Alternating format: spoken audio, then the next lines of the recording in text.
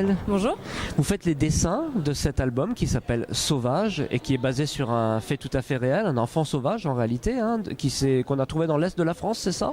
Oui, c'est ça. Alors, nous sommes à Vitry et elle a été capturée, récupérée à Châlons-en-Champagne, qui doit être à quelques dizaines de kilomètres d'ici. Et elle a même passé une petite partie de sa vie à Vitry-le-François. Ah d'accord, ok.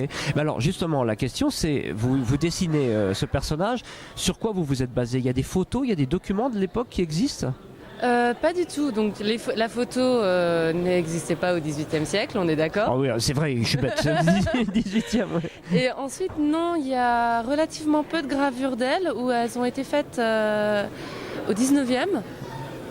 Il y a quelques trucs, mais sachant qu'elle était amérindienne, j'ai essayé de lui donner un petit air quand même, de m'inspirer des photos du 19e de Curtis.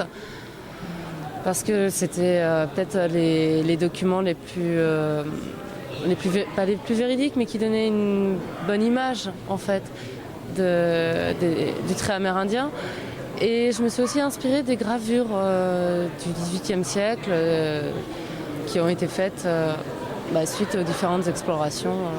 Alors est-ce qu'on a des anecdotes que vous avez pu mettre en dessin, des anecdotes précises, des moments de sa vie très précis et que vous avez pu resituer dans un contexte réel?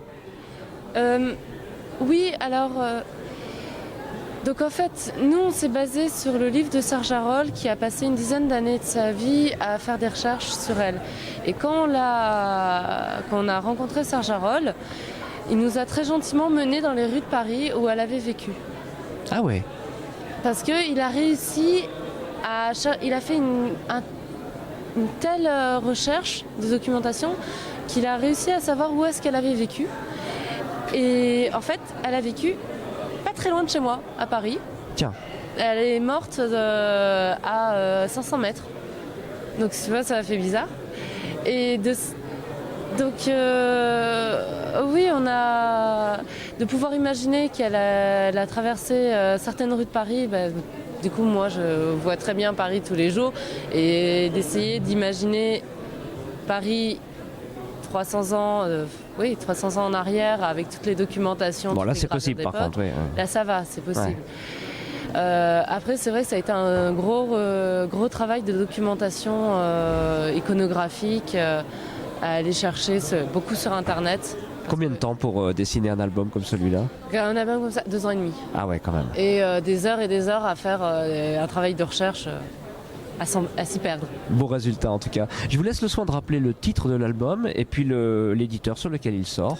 Donc c'est Sauvage, c'est une biographie de Marie-Angélique Leblanc et c'est chez Delcourt. Tout est noté. Merci beaucoup Gaëlle. Merci.